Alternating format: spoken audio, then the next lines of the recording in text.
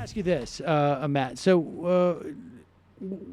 what is your take on what happened this week in terms of these primaries? Do you think there's much to be thinking about, or what? I think that it's, as I always used to say about a lot of things when people didn't want to make a definitive conclusion, too early to tell. I honestly think that that's the case. I feel like anybody trying to draw definitive conclusions from a handful of primary races this early in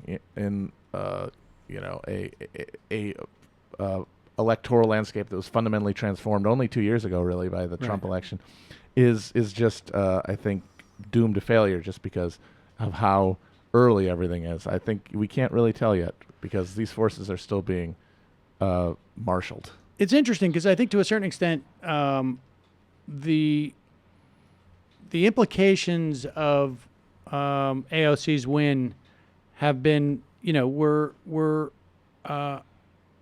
overblown in terms of a national story, mostly because she's an incredibly talented politician, I think, and she became some type of signal for something I think larger that is happening, but that happens a lot slower. And the opportunity for people, she won a primary that 20,000 some odd people voted in, and it was a huge surprise. But nobody was going around saying that David Brat was like the leader of a new, was going to as Michael's like looking like into the who's David Brat? No, I remember. I thought it was did try to leverage him. It was a huge upset in the thing. No, they used him. And David Brat's not the politician that AOC is.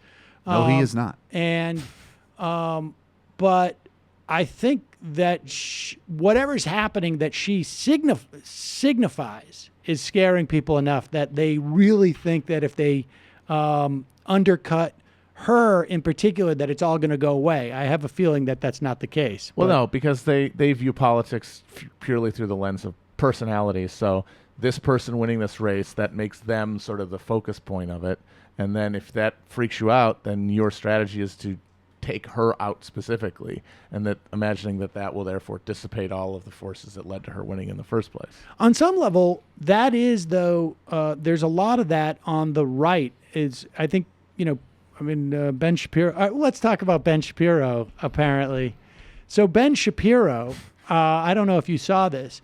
Ben Shapiro has decided that he is going to make an issue. Did we play the original video of Ben Shapiro challenging AOC to a debate? A tweet, but he had a video. Oh, I didn't see this. Where he said, "I will pay $10,000 to your campaign if you debate with me." Now, that's illegal. Yeah. Because that's why Dinesh D'Souza went to prison. Is that to pay $10,000, you would have to actually he would give it to his wife, right, or he would give it to his sister. His wife's a doctor. Cap. Just I've heard his wife. A hot doctor. Have you heard that his wife is a doctor? Hot doctor, excuse me. I heard all the money. As hot as his sister. All the money Sheldon Adelson gives out, it's actually he's challenging people to debates, and then they beat him, and he gives them the money. Sheldon, I lost another debate on regulation. So he could have a PAC. He could spend the money on the outside. He could give $10,000 to the PAC, but he can't give $10,000 now. And this is incidentally. This is the philosophical and intellectual leader of the new conservative movement. I take back what I said yesterday. The fundamental basics of campaign finance. But so he offered $10,000 to debate her. I'm not sure on what. And here's the video. Hi, I really wanted to make just a direct appeal to Alexandria Ocasio-Cortez, the future of the Democratic Party, according to Tom Perez, head of the DNC. Ms. Ocasio-Cortez, I'm really excited that you've been elevated to that position, and I would love to have a real conversation with you about the issues. You've noted you think Republicans are afraid to debate you or talk to you or discuss the issues with you.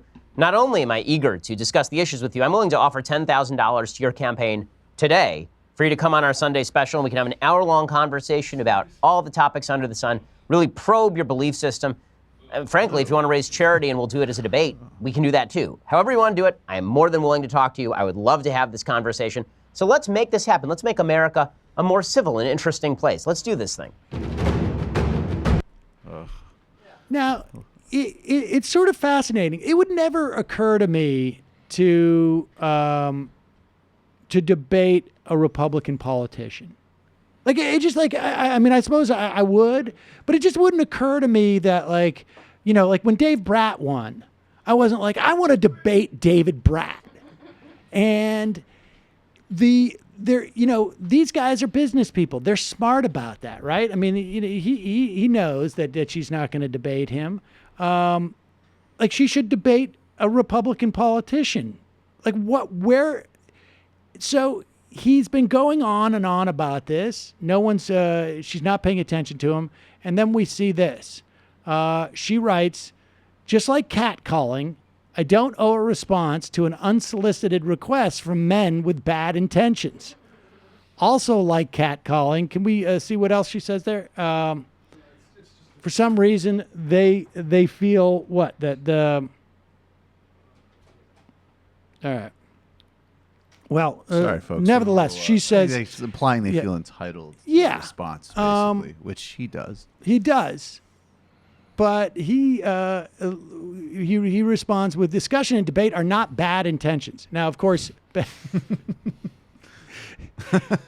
Shapiro... like if it was so obvious, he wouldn't have had to offer $10,000, right? It's amazing the way he has been able to launder his reputation as like this little like culture warrior wind-up doll of the Bush years just through this type of verbiage. Yeah, and Like, then he it's says amazing. slandering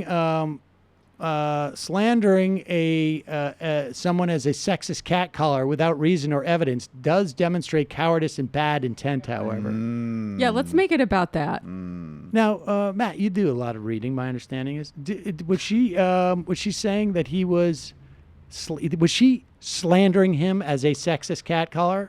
Well, I mean, she was doing a comparison. She was comparing it to catcalling in that, and in the specific sense that it's sort of a demand for attention, and it's sort of an unearned expectation of a response, and by definition, it's not saying it is catcalling. It's saying it's like it. That's what the word "like" means.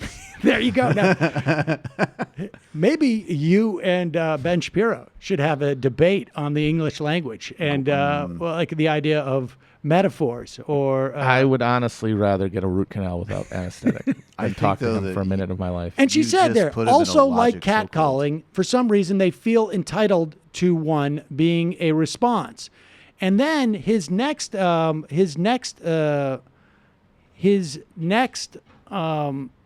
response is, but sure, go what you here, Matt. Why don't you read it? But sure, go with the Orthodox Jew. Oh wait, you got to do the never quote. You catcalled got to a do the woman. quote. Oh, Yeah, quote. there's a quote.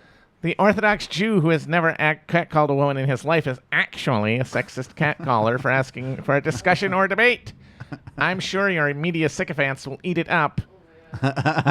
Now, Oh, the Talk about glass houses the aggrievement. with well, actually. first love off, the aggrievement. let's start with the actually, since he capitalized it. What is that? and What do you spelled it make like out of that? Well, he's just saying he's calling her anti-Semitic, kind of. I guess I don't know why he had to throw Orthodox Jew in there, as though they don't catcall people or they're not sexist. But what's the as someone who actually? used to live in a Hasidic neighborhood, I'm going to debunk that right now. Yes, they do. Yeah. All right, but what is the actually? That's not how Spelling we it spell. wrong? Yeah, That's just Reddit crap. That's just epic win. Oh, is that it's like really? when you Oh, I see. spell Okay. the with the E in the middle, like te. It's just more evidence that he's an insufferable internet nerd. Okay, and so the Orthodox Jew has never catcalled. I'm not sure what the Orthodox Jew has about it, but I guess he feels he's super pious. Yeah. How dare you think I would ever catcall you? Because Orthodox Jews never do anything that is not that is in any way sexist. you, bitch. Yeah, they definitely never hang out at Duff's Metal Bar in Williamsburg and try to get my friends to hook up with them in Why the are you bathroom. blowing up their spots like that? Orthodox Let 'em Jews, live. Come on. Orthodox, like religious fundamentalists, never ever think that they are owed something by women. Right. That never happens Correct. with male fundamentalist members of any religion. That's why women wear burqas in Saudi, so they're not obligated to debate. Right. Yeah. They never demand that, like, maybe like now. Let me holler at you. Exactly. Yo, Ma, let me talk to you for a second. Nice ankles. Nice ankles. That's the finest wig I've ever seen. Where you at? This is it's Smile for me, Ma. so Shapiro seems to be hurting a little bit because I think if you need 2 tweets to respond to her shutdown of you, you're in trouble, right? Well, it's just, I mean, like you said, I don't think he had any expectation she would actually do it. What this does is it gives him a chance to be a victim, which is, this is the only move that you've got when you're in his position. Well, that's what they all It also love to do. elevates him into having a some type of like back and forth. And she specifically did not respond to him, but rather to someone else who was calling it out. Guys, that is at this point like they're Matt and Brendan now are literally taping a headphone to an iPhone to try and record. It's just not happening today. We've at one point you got to give up the Thanks ghost. for effort, though. Yes, but it's getting a little bit distracting to see like the construction going on. What were you just talking about? We were just talking about how the Orthodox Jew has now elevated himself on the same level as Ocasio-Cortez. I like Right, how it's that's the like- Orthodox Jew. I like The how we one. took his little sort of hint of anti-Semitism. We're like, yeah, we'll roll The with one that. Orthodox Jew who's never catcalled a woman in his life. Oh, what I was going to say was this is like a textbook rule or tip for like how to get more famous is you pick a fight with someone more famous than you. That's how it works on Twitter, and that is what he's doing now. Yeah, it's like rap beef. There you go. He's just doing a rap You got to beef. punch up, you know? I've told this story about Michael Ian Black, right? He built his whole, I think, Facebook page based upon a fight with David Sedaris that David Sedaris had no idea he was engaged in. And apparently the story is like Sedaris was giving a reading out in like San Francisco at one point, and someone was like, "Why? What is going on with this fight with Michael Ian Black?" And he's like, "I have no idea who that guy is." And then Michael Ian Black did the same thing with LeVar Burton on Twitter. LeVar Burton. And Reading Rainbow Man? LeVar Burton had no idea what was going on, but Michael, and then it just like he got, I don't know, almost 1.5 million followers from it. So there you go. Well, Beck, I don't know if this is going to elevate his importance further, but I kind of liked what you said about the root canal, Matt. Maybe we could get like a hashtag going. Like, I would rather do this horrible thing than ever talk to that little sophist twerp who's monetizing it on YouTube. I would debate him for free. You wouldn't even have to pay $10,000 to debate me. I would do it for free. Sam's like, I will meet you at a Denny's I will do it parking lot. for free. And this Reform Jew, will debate you. Hey, Ben, let me holler at you. Yes. Hey, Ma. We can sit down for an hour on a Sunday. You could do battle in her place. We're not going to work. Sundown on Friday.